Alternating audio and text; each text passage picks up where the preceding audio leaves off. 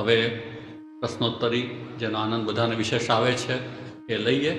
સરળ પ્રશ્નો હોય છે બધાના, જે પૂર્ણા સહજ થતી હશે બધાને પોતપોતાના જીવનમાં, જે તે સમય સંજોગમાં, જે તે સેવાના ક્રમમાં. તો સારા પ્રશ્નો બધા આપણે લઈએ. સરળ પ્રશ્નો છે. સેવા વિષયક પ્રશ્ન છે. પહેલા જિજ્ઞેશભાઈ રાણપુરા રાજકોટથી પૂછી રહ્યા છે, રાજભોગ પછી 12 વાગે આસપાસ અનોસર કરાવી પછી ઉત્થાપન વચ્ચેનો સમય કેટલો રાખવો જોઈએ? મહાપ્રભુજીએ જે સેવા, આમાં આપણે સમજ્યા કૃષ્ણ સેવા સદા કાર્યા, તો જે ભગવત સેવાનો ક્રમ છે એમાં એક કાલમ દ્વિકાલમ વા ત્રિકાલમ વાપી પૂજયેત એ મહાપ્રભુજી વિધાન કરે છે કે એક સમયની સેવા પણ કોઈ કરી શકે યથા સંજોગ બધાની અનુકૂળતા, અને કોઈ યદિ અનવસર કરાવે છે તો બીજા સમયનો સેવાનો ક્રમ પણ પ્રાપ્ત થાય છે.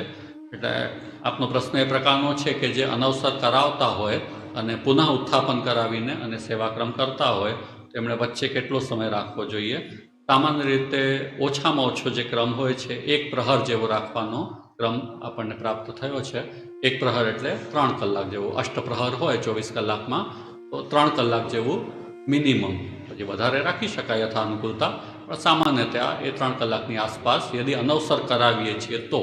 યદિ એક જ સમયનો નિરંતર ક્રમ છે તો આ પ્રશ્ન જ નથી, પણ વચ્ચે અનવસર કરાવીએ તો જેમ 12 વાગે થયા તો 3 વાગે પછી કોઈ પણ સમયે અનુકૂળતા પ્રમાણે ઉત્થાપન કરાવી શકાય. પછી ક્યારેક પ્રસંગોપાત વધઘટ થાય તો એમાં કોઈ આપત્તિનો વિષય નથી. આ એક સામાન્ય બોધાત્મક છે. એના પછી છે ઠાકોરજીને સવારે જગાવવામાં સમય મર્યાદા હોઈ શકે કે વહેલું અથવા મોડું? સામાન્ય રીતે સૂર્યોદયનો જે સમય છે, સૂર્યોદય પહેલાં જાગવું એ પ્રકારનું એક સામાન્ય શિષ્ટાચાર આપણા પોતાના જીવન માટે પણ રહ્યો છે, અને પ્રભુને પણ આપણું જે જીવન છે એની સાથે એ વિષયને જોવામાં આવે. ગોપીનાથજીનો એક પ્રસંગ પણ આવે છે કે ગોપીનાથજી એકવાર જ્યારે પ્રભુને જગાવવા પધારે છે તો પ્રભુ થોડા ઉનિંદા જેવા છે, નિદ્રામાં છે, અબ નથી જગાડતા. તો શ્રી વલ્લભ આજ્ઞા કરે છે સમય થઈ ગયો છે, હવે જગાડવા જોઈએ. પુનઃ પધારીને પછી જગાડે છે. તો એવો એક આગ્રહ, એ મૂળભૂત જે જીવનશૈલી આપણી રહી છે, પણ એ 500 વર્ષ પહેલાંની વાત છે અને હવે તો આપણે ઘણા બદલાઈ ગયા છીએ આ વિષયમાં. તો હવે જીવનશૈલીમાં ઘણા પરિવર્તન આવ્યા. ખાસ કરીને આ બધી લાઇટને સુવિધાઓ થઈ ગઈ એટલે રાત્રિ જાગરણે વધી ગયું. પહેલાં તો સાંજ થાય પછી દીવા પ્રગટે. હવે દીવાનો જેટલો સમય હોય 1-2 કલાક જેટલું રહે એટલું રહે, એટલે 7-8-9 વાગ્યા સુધી બધા પોતપોતાનું બધું ક્રમ પૂર્ણ થાય અને નિદ્રાનો સમય આવી જાય. હવે એવું થતું નથી. એ સ્થિતિમાં આપણે પણ બદલાઈ ગયા. હવે આપણે મોડા ઉઠતા હોઈએ, પ્રભુને જલ્દી જગાડી દે તો પાછા સૂઈ જઈએ આપણે જઈને, એવી સ્થિતિ આવે.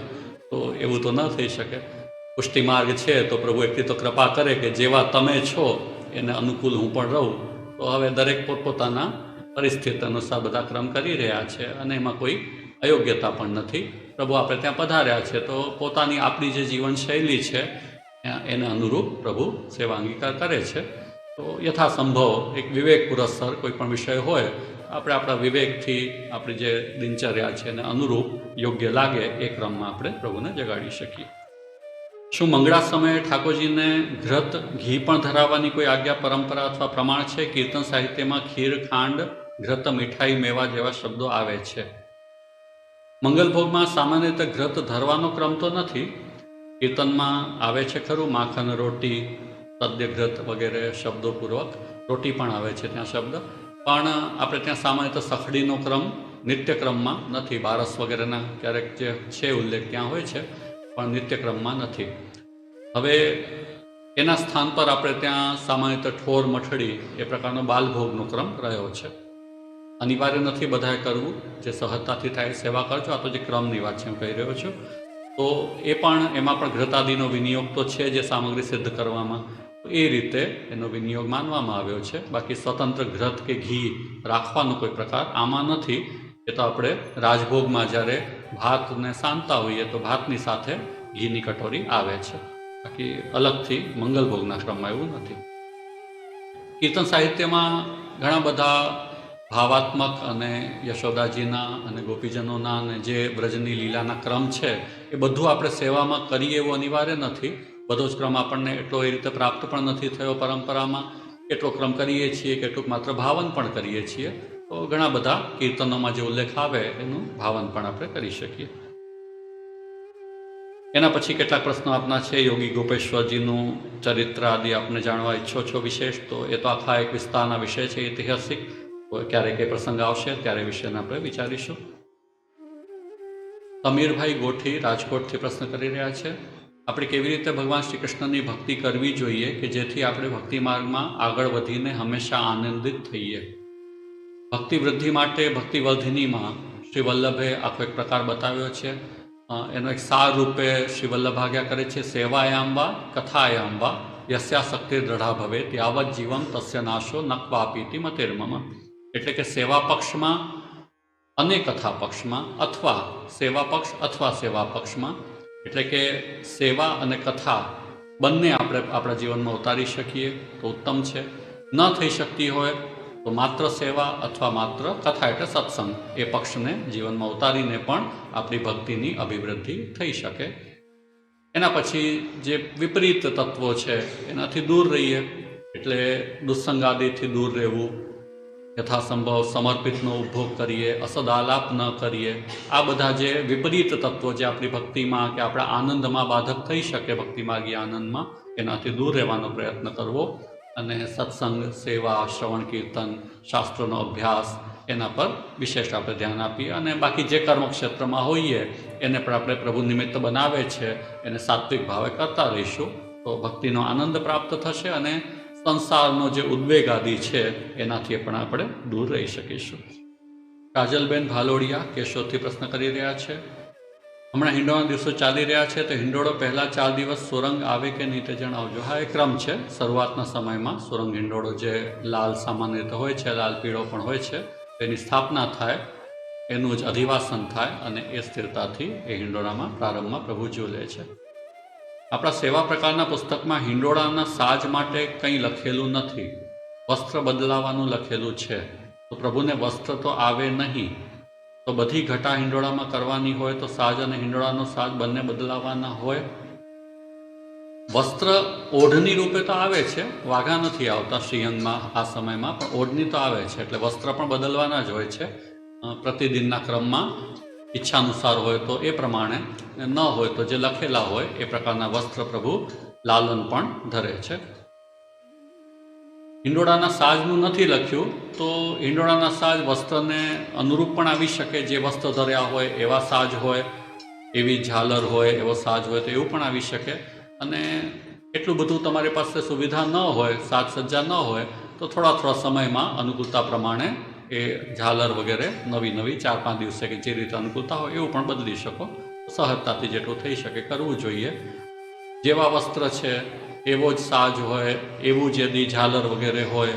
અને ઘટામાં વિશેષ હોય છે કે આજુબાજુ બધા દિવાલગીર પણ આવી શકે, સજાવટમાં વિશેષ રંગનો વિનિયોગ કરી શકાય, તો એ બધું ઘટાનો ક્રમ પણ કરી શકાય ક્યારેક યથા અનુકૂળતા. આપણે હિંડોળાની સજાવટ કીર્તનના પ્રકાર પ્રમાણે જ કરી શકીએ કે બીજી આપણી રીતે કરવી હોય તો થાય, એવો કોઈ ક્રમ હોય કે નહીં તે જણાવજો. કીર્તન પ્રમાણે પણ થઈ શકે, અને એના સિવાય કંઈ કરવાની ઈચ્છા હોય તો એક તો આપણી શ્રેષ્ઠ પરંપરાઓ, આપણી ભક્તિ ભાવના, થોડી પ્રકૃતિનું અનુસંધાન, સાત્વિકતાનું અનુસંધાન એ બધું રાખવું આવશ્યક છે. એટલે સર્વથા એ પ્રકારની વસ્તુઓથી આપણે સજાવટ કરવા માંડીએ કે જે આપણે ભક્તિ ભાવનાને અનુકૂળ ન હોય, સાત્વિક ન લાગતી હોય, વ્યર્થની વધારે પડતી ચળક ભડક હોય, કે આધુનિક કોઈ પણ પ્રકારના, જેમ ગોપીની જગ્યાએ આપણે કોઈ નવા ગુડ્ડીઓ લઈ આવીએ અને એવી વસ્તુઓ મૂકીને સજાવટ કરવા માંડીએ, તો એ પ્રકારે વિપરીતતા આવે એવા કોઈ વ્યવહાર ન કરીએ. કેમ કે આ બધી પરંપરાઓ આ રીતે જ પેદા થઈ જાય. એકાદ વસ્તુ નવી તમે લઈ આવો, તમને ગમી, પછી બીજાએ જોઈ, ત્રીજાએ જોઈ, આણે જોઈ તો એને ગમી ગઈ, તો એણે પણ તો કર્યું તો હું પણ કરું. અને પછી કોઈ બોલે તો કે મૂર્ખ હતા પૂર્વજો, કે આ ભાઈ બહેન કે બધાને અક્કલ નથી કરે છે, અમે તો એને અનુસરીએ છીએ, એમ કરીને વિપરીત પરંપરાઓ પણ શરૂ થઈ જતી હોય છે. એટલે બને એટલું જે આપણો સાત્વિક શુદ્ધ ભાવયુક્ત પરંપરાઓ છે એને અનુરૂપ જ આપણે સજાવટ કરીએ તો યોગ્ય ગણાય. સખી ભેગ કે હિંડોળે અને ચોકડા હિંડોળે કે પદ, તો આ બંને હિંડોળા એટલે શું તે જણાવજો, તથા રાખીના હિંડોળા આવે તે પણ જણાવજો. સખી ભેગ કે હિંડોળે એટલે સખી ભેસના શિંગાર સમયે જે હિંડોળાના પદ છે એનો વિષય છે. સખી ભેગ તો પ્રભુને જે તે દિવસે લખેલું હોય તો સખી વેશના શિંગાર થાય. સખી વેશના શિંગાર પ્રભુએ ધર્યા હોય એ દિવસે હિંડોળા ઝૂલતી વખતે જે પદ કરવામાં આવે એ સખી વેશના હિંડોળાના પદ. ચોકડા હિંડોળે, ચોકડાના જે પદ છે એ પદનો પ્રકાર છે. સખીભેશ કે હિંડોળે પદનો પ્રકાર નથી, પણ પ્રભુએ સખીભેશ ધારણ કર્યું છે ત્યારે જે હિંડોળા ગવાય એટલે કે કીર્તનમાં એ વર્ણન હોય સખીભેશનું. એ ચોખડા એ જે છે એ એક પદનો પ્રકાર છે કીર્તનનો. સામાન્ય રીતે આપણે ત્યાં પદ હોય છે બે બે પંક્તિમાં, એક સ્થાયી ને એક સંચારી, એ રીતે બોલાતા હોય. જેમ મંગલરૂપ નિધાન સાવરો મંગલરૂપ નિધાન. પછી બીજું આવે જા દિન તે પ્રભુ ગોકુલ પ્રગટે દિન દિન હોત કલ્યાણ, તો બીજી પંક્તિ આવી તો પાછું મંગલરૂપ નિધાન બોલીએ ને. તો આ રીતે બે બે દ્વારા કીર્તન રચાતા હોય. પણ જે ચોકઠાનો પ્રકાર છે ચોકડાનો, એમાં ચાર ચાર પંક્તિ દ્વારા આ કીર્તન થતું હોય છે. એક પ્રકાર છે એને હિંડોળાના પદ ચોકડા શૈલીમાં હોય તો એને ચોકડા કે હિંડોળા કહેવાય. જેમ વલ્લભની વધાઈ છે માધવ માસે ભર વૈશાખે શ્રી વલ્લભ હરિ જન્મ લિયા, આ બધા ચોકડાના પ્રકારના પદ છે. એના પછી અમદાવાદથી હર્ષ અલ્પેશભાઈ વસોયા, કૃષ્ણાશ્રય સ્તોત્ર વિશે જાણવા ઈચ્છું છું કે તેનો પાઠ કે શ્રવણ આપણે ગમે ત્યારે કરી શકીએ કે પછી તે માત્ર પ્રભુ સન્મુખ જ કરવાનો નિયમ છે. પ્રભુ સન્મુખ કરવાનું વિશેષ છે, કેમ કે કૃષ્ણાશ્રય સ્તોત્રમાં સ્વયં વલ્લભ આજ્ઞા કરે છે કૃષ્ણાશ્રય મિરમ સ્તોત્રમ ય પઠેત કૃષ્ણ સન્નિધૌ તસ્યાશ્રય ભવેત કૃષ્ણ ઇતિ શ્રી વલ્લભો બ્રવીત. પણ અન્ય સમયે પણ થઈ શકે છે અને એમાં મૂળ ભાવના એ જ કરીએ કે જ્યારે પણ કરીએ ત્યારે કૃષ્ણ સન્નિધિ છે એ ભાવ આપણે હૃદયમાં ધારણ કરીએ. હમણાં આપણે કૃષ્ણાશ્રય બોલ્યા તો ભાવના એ જ છે કે પ્રભુને આપણે નિવેદન કરીએ છીએ કે આપનો આશ્રય મને સિદ્ધ થાય અને હું નિરંતર આપના આશ્રયનું ભાવન કરી શકું. તો પ્રભુની સેવામાં પ્રાય રાજભોગ પછી, રાજભોગ સરી જાય અનોસરના સમયે કૃષ્ણાશ્રયનો પાઠનો ક્રમ રહ્યો છે અને અન્ય સમયે આ પાઠાદિક્રમમાં પણ કૃષ્ણાશ્રય કરી શકો. ખુશ્બુ કાલરિયા જૂનાગઢથી પ્રશ્ન કરે છે, એવું સાંભળેલું છે કે ઘરમાં જે પ્રભુ માટે મંદિર બનાવીએ એ લાકડાનું જ હોવું જોઈએ, આરસમાંથી ન બનાવી શકાય? આરસમાંથી ન બનાવી શકાય, શું આ સાચું છે? સામાન્ય રીતે આપણે ત્યાંનો જે પ્રકાર રહ્યો કે પહેલાં પ્રાય ઘર થોડા મોટા હોતા અને ઠાકોરજી માટે એક અલગ કક્ષ હોય, અલગ કક્ષમાં પ્રભુ બિરાજે અને આજુબાજુ બધી બીજી જે વ્યવસ્થાઓ હોય એ પણ પ્રભુ સંબંધિત હોય. તો એ સુવિધાઓમાં આપણે મંદિરનો પ્રકાર બહુ ન રહેતો, મંદિર અલગથી કોઈ કાષ્ઠનું પણ ન બને, પણ પ્રભુ જે કક્ષ હોય એ જ પ્રભુનું મંદિર. જેમ આપણો રૂમ હોય એમ પ્રભુનો પણ એક રૂમ છે. તો જેમ આપણા રૂમમાં આપણા માટે પાછું આપણે કંઈક નવું ન બનાવીએ ને એમ પ્રભુના રૂમમાં પ્રભુનું જે રૂમ છે, કક્ષ છે, એ જ મંદિર છે. એમાં જ પ્રભુ ખુલ્લામાં જ બિરાજે મંદિરની અંદર કક્ષમાં, અને એમાં સિંહાસન હોય, એમાં સૈયાજી હોય, બધું ત્યાં જ હોય અને ત્યાં જ પ્રભુ બિરાજે. એ ક્રમ ધીમે ધીમે ઘર નાના થયા, પછી બિલ્ડિંગમાં આપણે રહેવા આવી ગયા, એટલે એ બધી સ્થિતિમાં થોડા પરિવર્તન આવ્યા. કદાચ અલગ કક્ષ પણ ન મળે અથવા કક્ષ હોય તો એમાં પણ પાછા ભાગ કરીને આપણને એનો ઉપયોગ કરવો પડે કે થોડા ભાગમાં પ્રભુ બિરાજે, થોડા એ જ ભાગમાં પ્રભુ સંબંધિત બીજી વ્યવસ્થાઓ પણ કરવાની હોય અથવા આપણા વ્યવહારિક પણ વિષય હોઈ શકે. આ બધી સ્થિતિમાં એક મંદિર અલગથી બનાવવાનો ક્રમ શરૂ થયો. હવે એ મંદિર શેનું બનાવવું એ જે પ્રશ્ન છે, તો મંદિર પાછું પહેલું તો હોતું નથી આપણે ત્યાં શિખરવાળું કે કલશવાળું ને ધજાવાળું. આપણે ત્યાં તો ઘરનો પ્રકાર છે એટલે મંદિર બને પણ પાછું ઘર જેવું જ બને, એની પર અગાસી હોય ને એ પ્રકારનું જ બને, એમાં સીડી પણ લગાડે, બધું ઘણા બધા વિવિધતાને સુંદર બનાવે છે આજકાલ તો બધા, જેમાં બધા વિવિધતા પ્રકટ થતી હોય. આપણને ઘરમાં જે ગમે પ્રભુનું પણ એવું ઘર બનાવીએ, સારી વાત છે. હવે એ કાષ્ઠનું તો બને છે, આપણા સૌના અનુભવનો વિષય છે. આરસનો ઉપયોગ નથી થતો એવો વિષય નથી, આપણે ત્યાં આરસનો ઉપયોગ થાય જ છે. પ્રભુના મંદિરમાં પણ નીચે જમીનમાં આરસ લગાડવામાં આવે છે, એટલે કોઈ નિષેધ નથી. આરસનું મંદિર કેવી રીતે બને, શું બનાવવું એ પ્રશ્ન ઉપસ્થિત થાય. આ પ્રકારે ઘર જેવું મંદિર બનાવવું હોય એમાં પહેલું મંદિર નહીં ચાલે, કેમ કે એમાં પુષ્ટિ ભાવના નહીં આવે, કે એવું મંદિર તો ચાલશે નહીં કે જેમાં જે સામાન્ય રીતે આપણે તૈયાર મળે આરસનું મંદિર, તો એમાં તો ઉપર શિખરને એ પ્રકારના મંદિર બને એ સ્વીકાર્ય ન થાય. તો એ સ્થિતિમાં આરસનું એવું મંદિર કે જેમાં ઉપર સીધો છજ્જો હોય એ બધું બનાવવું કેવી રીતે અને એનું સ્વરૂપ શું થાય, એ બધા પ્રશ્નો ઉપસ્થિત થાય છે. બીજું ચારે પ્રકાર નથી આપણે ત્યાં, અને કાષ્ઠનો ઉપયોગ આપણે સિંહાસન આદિમાં કરીએ જ છીએ, તો એનું થોડું એક્સટેન્શન આને માનીને અને કાષ્ઠનો ઉપયોગ કરીને મંદિર બનાવવું એ આપણી પરંપરા, આપણી ભાવના એ બધાના અનુકૂળ જણાય છે. તો યોગ્ય લાગે ત્યાં સુધી એ ક્રમનો નિર્વાહ કરીએ. છતાંય કેટલોક ઉપયોગ તમે આરસનો કરવા માંગો એવું કંઈક મિશ્રણ કરીને પણ સુંદરતા લાગે અને આપણી જે પરંપરા છે એ પણ જળવાય. તો આ રસનો કોઈ નિષેધ નથી કે સર્વથા ન કરવો, પણ એ વિવેકથી એ વિષયને જોવું જોઈએ. નવનીતભાઈ ચપલા જૂનાગઢથી પ્રશ્ન કરે છે, અર્ધભુક્ત એટલે શું? અર્ધભુક્ત એટલે સામાન્ય સરળ શબ્દોમાં કહીએ તો જેમાં આપણને બચેલાનો ભાવ આવે કે આ બચેલું છે, વધેલું છે, વધેલાનો જ્યાં ભાવ છે એ અર્ધભુક્ત કહેવાય. તો પ્રભુએ સિદ્ધાંત રહસ્યમાં એ વાત સમજાવી, નમતમ દેવ દેવસ્ય સામીભુક્ત સમર્પણમ. જે દેવાધિદેવ છે એને વધેલું ન ધરાય, એમને ધરેલું અને પછી વધેલું આપણે લેવાય, પણ આપણે ઉપયોગ કરેલું અને વધેલું એ દેવાધિદેવ ભગવાન શ્રી કૃષ્ણને ન ધરી શકાય. તો સિદ્ધાંત રહસ્યમાં આ વિષય આવ્યો. સામીભુક્ત એટલે અર્ધભુક્ત. ભુક્ત એટલે સીધે સીધું જે આપણે જૂઠન કર્યું, આ જૂઠન નથી થયું, પણ એકાદ વસ્તુ એમાંથી લઈ લીધી. હવે લઈ લીધી પછી જે છે એના પ્રત્યે આપણને એવો ભાવ થાય ને કે વધેલું આ છે, તો જે વધેલું છે એવું આપણે પ્રભુને ન ધરી. જેમ કોઈ ફળ લાવ્યા તમે, તો એ જે 4 કેલા કે સફરજન તમે લાવ્યા છો એમાંથી એકાદ આપણે લઈને પહેલાં ખાઈ લીધું, પછી તમે કહેશો ને હવે વધેલા 3 છે એ રાખ્યા છે.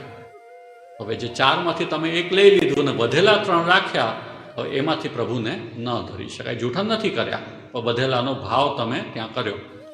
હવે એમાં શું થશે કે તમે દુકાનમાંથી લાવ્યા હશો, તો દુકાનમાંથી તમે 4 લઈ આવ્યા, ત્યાં તમને એવો ભાવ નથી કે ત્યાં વધેલા છે, કોઈ લઈ ગયું 4 એને કારણે બાકી બધું વધેલું છે. પણ જ્યારે તમારા ઘરમાં આવી ગયા, હવે તમે એક યુનિટ બનાવી કે આ 4 ફળ છે જે હું લાવી છું, એમાંથી એક મેં લીધું એટલે વધેલાનો ભાવ આવ્યો. તો એક ભાવાત્મક સંદર્ભ છે. જ્યાં તમારો એવો ભાવ છે એ અર્ધભુક્ત થાય. અર્ધભુક્ત થાય તો ભાવદોષ આવ્યો તો એ પ્રભુને સમર્પિત ન થઈ શકે. તસ્માદ આદૌ સર્વ કાર્ય સર્વ વસ્તુ સમર્પણ. નિવારણ શું? આદિમાં, પ્રારંભમાં તમારે સમર્પણ કરવાનું અને પછી સમર્પિતનો ઉપભોગ કરવાનો. તો અર્ધભુક્તા થયું. એક જ ભંડારમાં રાખેલ સામગ્રીમાંથી પ્રભુ માટે અને લૌકિક માટે ઉપયોગ કરી શકાય કે નહીં? આપણે ત્યાં સામાન્ય પરંપરા એવી છે કે અમારે ત્યાં કણ ભંડાર હોય, જે મોટો ભંડાર હોય એ દુકાન જેવો જોઈએ, એમ સમજો. દુકાનમાંથી કોઈ લઈ જાય આમ તેમ તો અદ્ભુત નથી થતું. એમ એ પ્રકારની એક વ્યવસ્થા હોય અને એમાંથી તમે લોકવ્યવહારમાં અને પ્રભુ માટે લેતા હો તો એમાં અદ્ભુત નહીં થાય. પણ પ્રભુ માટે જેટલા પાર્ટમાં તમે પ્રભુ માટે ગોઠવ્યું છે કે હવે આ પ્રભુ માટે કે પ્રભુને વિનિયોગ માટેની વ્યવસ્થા છે, એ પ્રભુનો પછી ભંડાર થયો જે સેવામાં વિનિયોગ થશે. એમાંથી તમે પછી પાછા બેક ન થઈ શકો કે પાછા તમે લોકવ્યવહાર માટે લઈ ન શકો. આ પ્રકારે 2 વ્યવસ્થા કરો છો તો અર્ધભુક્તથી બચી શકાય છે. એકમાંથી જ લેશો તો પ્રશ્ન ઉપસ્થિત થશે કે ક્યારેક તમારો અર્ધભુક્તનો ભાવ એ વિષયમાં આવી શકે છે. એમ ઘણાને એવું હોય કે 1 વર્ષનો ભંડાર કોઈ ભરી લેવો, જેમ ઘઉં ભરી લીધા કે લોટ આપણે ભેગો કરીને વર્ષનું ભરી લીધું. હવે એ એટલું ભરેલું છે કે એમાંથી દરેક વ્યવહાર આપણને કરવાના છે. પ્રભુ માટે એક અલગ જે સેવામાં જેનો વિનિયોગ થવાનો છે એનો એક ડબ્બો અલગ છે. એ ડબ્બામાં તમે લીધું તો અર્ધભુક્ત હજી કંઈ પ્રશ્ન નથી, પણ એ ડબ્બામાંથી પાછું તમે લો છો ત્યારે એ ડબ્બામાં રહેલું અર્ધભુક્ત થશે. તો આવા સૂક્ષ્મ વિવેકથી આ વિષય આપણે વિચારવાનું થાય. છતાંય ક્યારે વ્યવહારિક સંદર્ભમાં એવું થતું હોય કે આપણને ભંડારની આવી 2 વ્યવસ્થા ઉપલબ્ધ ન હોય અને લેવું પડે તો પછી અનુસંધાન ભાવાત્મક કરવું જરૂરી છે. પ્રભુના આપણે મંદિરને દેખાડીને, પ્રભુની આજ્ઞા માંગીને, કેમ કે આજ્ઞાનો એક પ્રકાર પણ નિવેદન સમર્પણનો રહ્યો છે. પુરુષોત્તમજી એક સ્પષ્ટતા પણ કરી છે કે પ્રભુની આજ્ઞા માંગીને પણ કોઈ વ્યવહાર કરો છો તો પ્રભુને નિવેદન દ્વારા એ સમર્પણ થાય છે. તો એ રીતે પણ કોઈક વ્યવહાર અનિવાર્ય થઈ જાય ક્યારેક તો કરી શકીએ. પુરુષોત્તમજીએ બહુ ખુલાસો એનો કર્યો છે. કોઈ મહેમાન અચાનક આવી ગયા, હવે અચાનક આવેલા મહેમાનને તો હવે સેવાનો હમણાં પ્રસંગ નથી, અવસર નથી, તો શું કરવું? તો લો છો તો તમે પ્રભુને નિવેદન કરીને, સન્મુખ કરીને મંદિર આદિને એ વ્યવહાર આપણે કરી શકીએ.